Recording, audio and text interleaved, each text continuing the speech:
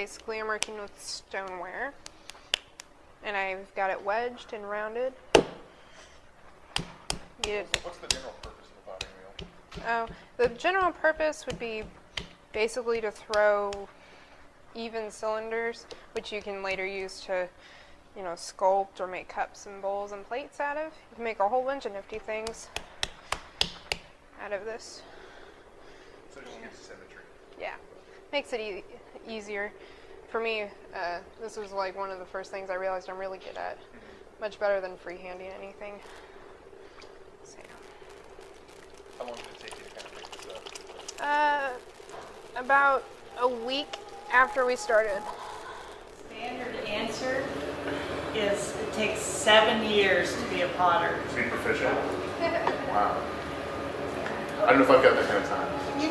Isn't there some sort of accepted thing about any skill? Is it 10,000 100,000 hours. Okay, there you go. Yeah. That's same kind of thing. I'm well over a book about it. Yeah, because this is a skill. It's a physical skill, and so it takes a lot of time to learn a physical skill. Some people are more quick to pick it up, and if you have some coaching, and you can get a little better more quickly, but it takes a long time. Yeah. Which is why it's helpful to go to school and help learn these sorts of things. So you have the resources and time. And what are you working with right now? Stoneware. There are several different kinds of clays that potters have used for ages and ever. Stoneware is a clay body that allows it can be fired to a hotter temperature, and so we get a more permanent, dense, very sturdy kind of wear when it's fired, and so it is a standard kind of clay body that we use in our studio. But we can also fire to lower temperatures, make earthenware clays, and also use porcelain, which is a white clay. And our students kind of experiment with all those things. These are all stoneware that you see out here. We've got a student over there, she's working with porcelain. She's got some white clay. And we've got some red clay, but it's in the kiln, I guess. Okay. Oh, here. It's red or anywhere. So how long has Washburn been teaching? Wow, ceramics? Yeah. I know that there was a kiln somewhere in a Quonset hut after the war. I don't know when it first started here, but when the tornado came through in '66, there was a kiln, and then everything got moved over to Garvey. Mm-hmm. So after '66, when the rest of the Garvey Fine Arts Center got completed, then in I think '68, there was a ceramics area in Garvey Arts Center. So, but it started before that, and I don't know the history of ceramics. Yeah. And you guys have been in this facility how long? 6 years. The date on the building says 2004, but we didn't get in then. So actually, I think this is our 7th year here. Okay. We moved in the summer of 2005, I think. We started in 2005. So I think that was it. Can you give us just kind of an idea of what sort of resources are offered to art students in general that you're not even just in ceramics? Because one of the things that we're interested in is, if you're a prospective student, what does Washburn offer me?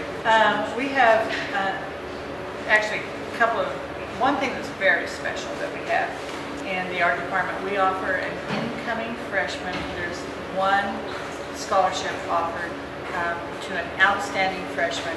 That's the Barbara L. Busick Scholarship, and that is a complete full-ride scholarship. Is it talent-based? It is talent-based, and it's based on portfolio, and it may not be awarded every year. I mean, it's truly awarded to our most talented applicants. Sure.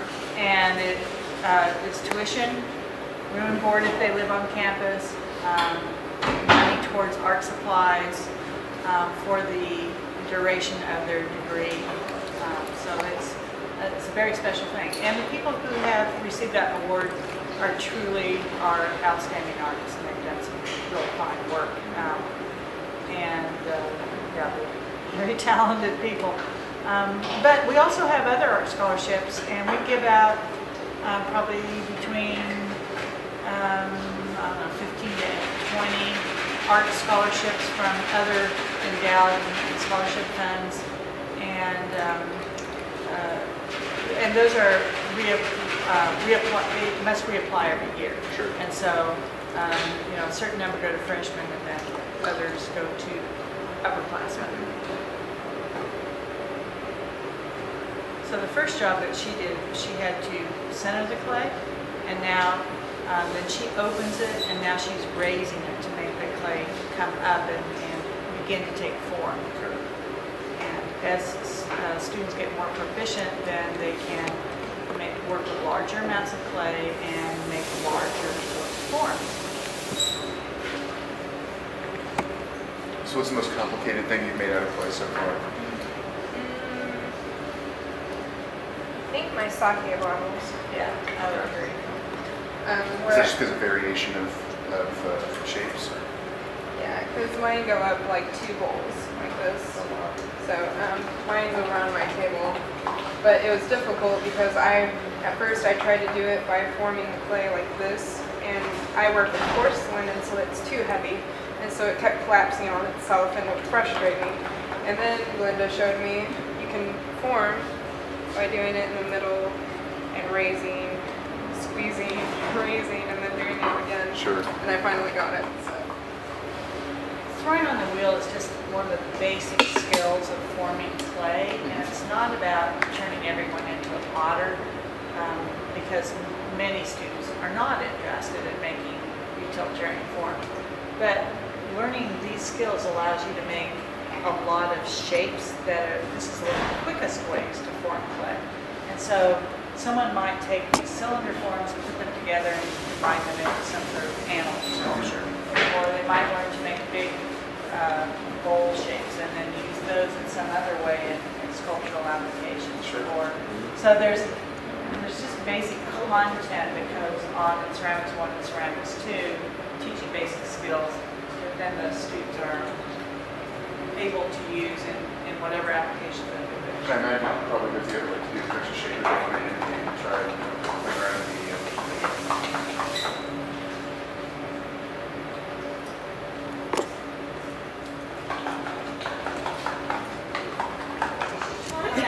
the